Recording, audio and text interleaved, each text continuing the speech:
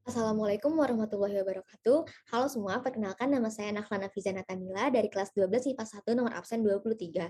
Di sini saya sudah menyiapkan presentasi yang berjudul Sikap yang harus dikembangkan pelajar Indonesia agar keutuhan NKRI tetap terjaga. Nah, presentasi ini dibuat untuk memenuhi ujian praktek sejarah Indonesia yang berkolaborasi dengan mata pelajaran Bahasa Indonesia dan PKN. Dengan guru pembimbing yaitu Ibu Lina Herlina MPD, Ibu Daher Anu Mermawan Marpaung MPD, dan Bapak Kujang Koswara SPD. Nah, di sini ada beberapa hal yang akan dibahas. Yang pertama, urutan secara kronologis PKI, dia bisa ada di politik Indonesia dari tahun 1955 sampai tahun 1965. Yang kedua, menjelaskan usaha yang dilakukan PKI untuk bisa menarik simpati rakyat pada saat itu. Yang ketiga, latar belakang terjadinya peristiwa gerakan 30 September 1965. Yang keempat, akibat dari peristiwa G30 SPKI bagi kehidupan bernegara di Indonesia. Yang kelima, menjelaskan sikap yang harus dimiliki pelajar Indonesia berdasarkan pengalaman peristiwa G30 SPKI supaya keberadaan NKRI tetap terjaga. Yang pertama, yaitu kronologi PKI dari tahun 1955 sampai 1965. Pada tahun 1955, di pemilu tahun itu, PKI menempati tempat keempat dengan perolehan suara 16%. Nah, di tahun 1957, PKI mendapat banyak kemenangan dalam pemilihan di beberapa kota. Tahun 1958, terbentuklah PRRI, atau Pemerintah Revolusioner Republik Indonesia yang berbasis di Sumatera dan Sulawesi, guna untuk menuntut pemerintah pusat konsisten dalam melaksanakan UUDS 1950. Tahun 1959, militer berusaha menghalangi Kongres PKI, namun Presiden Soekarno memberi angin dalam sambutannya. Tahun 1960, Soekarno melancarkan slogan Nasakom atau Nasionalis, Agama, dan Komunisme, yang menjadikan peranan PKI sebagai mitra dalam politik Soekarno dilembagakan. Berikutnya, di tahun 1962, PKI bergabung dengan pemerintah, yaitu Aidit dan Joto diangkat menjadi menteri penasihat. Mereka mengusulkan operasi Dwi Kora dalam menghadapi Malaysia dengan persenjatai buruh dan petani. Ditentang oleh TNI Angkatan Darat karena khawatir adanya penyalahgunaan senjata oleh PKI.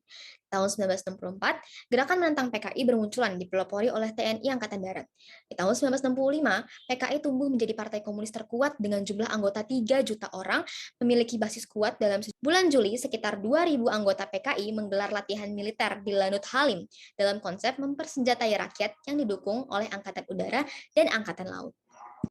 Proses lanjutan di tahun 1965 di tanggal 8 September PKI mengepung konsulat AS di Surabaya selama 2 hari. Kemudian tanggal 14 Septembernya Aidit memberikan warning agar waspada dari hal-hal yang akan datang. Tanggal 30 September Pemuda Rakyat Gen Berwani menggelar unjuk rasa terhadap krisis inflasi yang melanda. Tanggal 30 September malamnya 6 jenderal senior dibunuh dan mayatnya dibuang dalam sumur. Tanggal 1 Oktober pembunuh para jenderal mengumumkan bahwa Dewan Revolusi telah merebut kekuasaan dan menyebutnya Gerakan 30 September atau yang biasa kita kenal G30S. Di tanggal 2 Oktober, Jenderal Soeharto mengambil alih kepemimpinan tentara dan menyatakan kudeta yang gagal. Tentara dengan cepat membuat propaganda anti-komunis di seluruh Indonesia. Di kronologi PKI, yaitu tanggal 6 Oktober, Kabinet Soekarno mengadakan pertemuan, kecaman terhadap G30S disahkan dan Joto ditangkap. 13 Oktober, Organi Islam Ansor berunjuk rasa anti PKI di seluruh Jawa. Dan tanggal 18 Oktober, pemusnahan secara sistematis terkait PKI dimulai. Tanggal 11 November, bentrok antara PKI dan PNI meletus. Tanggal 22 November, Aidit ditangkap dan dibunuh bulan Desember. Militer menyatakan bahwa Aceh telah bersih dari komunis. Bagian yang kedua yaitu usaha-usaha yang dilakukan PKI untuk dapat menarik simpati rakyat. Yang pertama, mengusung program partai yang meninggikan harkat hidup wong cilik, mulai dari upah kerja yang layak, pembagian tanah, jaminan kesehatan, dan pendidikan hingga rekreasi. Kemudian menggelontorkan biaya besar untuk mendanai kegiatan dengan garis komando pusat hingga desa. Yang ketiga, pendekatan PKI daerah disesuaikan dengan kondisi masyarakatnya. Yang keempat, menampilkan diri sebagai partai yang patriotis, nasionalis, dan tidak memusuhi agama. Bagian berikutnya, yaitu latar belakang terjadinya peristiwa Gerakan 30 September 1965. Yang pertama, pembentukan Angkatan Kelima dengan persenjatai buruh dan petani yang ditolak oleh Angkatan Darat dan Angkatan Laut. Yang kedua, penolakan ideologi Nasakom atau Nasionalis, Agama, dan Komunis oleh Jenderal Ahmad Yani dari Angkatan Darat. Yang ketiga, Angkatan Darat menolak poros Jakarta Phnom Penh Peking Pyongyang yang hanya akan membantu Cina untuk memperluas wilayah komunis di Asia Tenggara. Bagian keempat, yaitu akibat dari peristiwa G30 SPKI bagi kehidupan berbangsa dan bernegara di Indonesia. Yang pertama, gugurnya mahasiswa bernama Arif Rahman Hakim karena tertembak saat demonstrasi.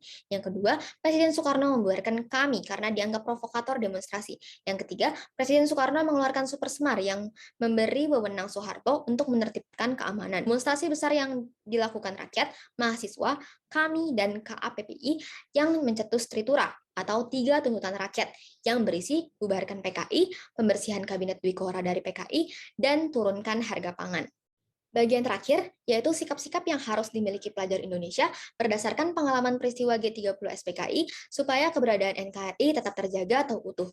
Yang pertama, harus menyadari bahwa Pancasila yang lahir dari pemikiran para tokoh yang melalui proses sangat panjang tidak dapat digantikan. Yang kedua, jangan lupakan sejarah dengan karena peristiwa masa lalu menjadi pelajaran penting bagi kemajuan di masa depan. Yang ketiga, pengalaman nilai-nilai Pancasila dalam kehidupan keseharian sebagai pribadi yang bertuhan, menghargai nilai-nilai kemanusiaan, cinta tanah air, serta memiliki jiwa sosial dan kawanan yang tinggi. Terakhir yang bisa saya simpulkan yaitu kita harus menjaga persatuan seperti kata Johann Joachim Winckelmann, yaitu kesatuan dan kesederhanaan adalah dua sumber keindahan yang sebenarnya. Jadi ketika kita bersatu itu akan menimbulkan rasa sukacita dan rasa keindahan di dalamnya. Segitu saja dari saya. Mohon maaf bila ada kesalahan. Terima kasih sudah menyimak penjelasan saya. Wassalamualaikum warahmatullahi wabarakatuh. Di sini saya akan membacakan teks ceramah yang telah saya buat untuk memenuhi tugas ujian praktek mata pelajaran Bahasa Indonesia. Assalamualaikum warahmatullahi wabarakatuh. Salam sejahtera bagi kita semua. Om Swastiastu, Namo Buddhaya, Salam Kebajikan.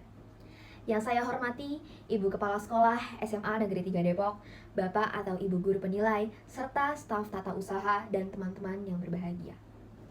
Puji syukur kita panjatkan kehadirat Allah Subhanahu wa Ta'ala yang telah memberikan nikmat sehat kepada kita semua.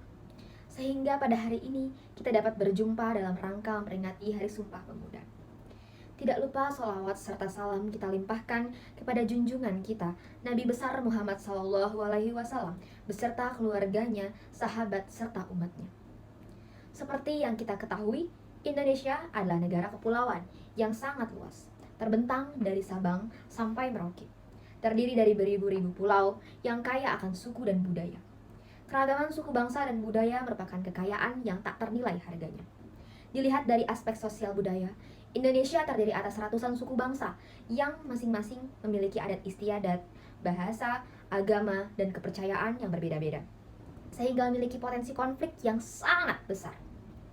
Persatuan dan kesatuan bangsa yang wajib kita jaga agar tidak terjadi konflik. Seperti yang tertulis dalam semboyan negara kita, yaitu Bhinneka Tunggal Ika, berbeda-beda tetapi tetap satu jua.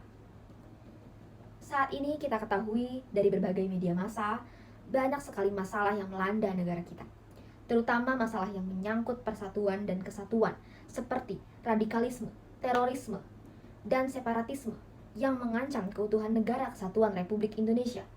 Tentu, kita tidak menghendaki terjadinya perpecahan, mengingat kemerdekaan yang telah diraih merupakan hasil dari semangat persatuan dan kesatuan dari para pendiri bangsa. Sebagai pelajar, kita harus ikut berperan dalam menjaga persatuan dan kesatuan bangsa, melalui berteman baik tanpa memandang suku, agama, ras, dan antar golongan, di sekolah maupun di lingkungan rumah. Setiap hari kita bergaul dengan teman sebaya.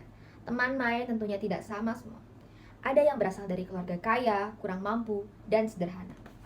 Ada pula yang beragama Islam, Kristen, Hindu, Buddha, bahkan dari agama lainnya. Semuanya adalah teman kita yang harus kita perlakukan dengan baik tanpa membedakan satu dengan lainnya. Kita juga bisa berperan dalam membantu korban bencana alam dengan cara mengumpulkan sumbangan atau membantu secara langsung. Dengan begitu akan tercipta rasa kebersamaan, sehingga bangsa kita tidak mudah terpecah belah.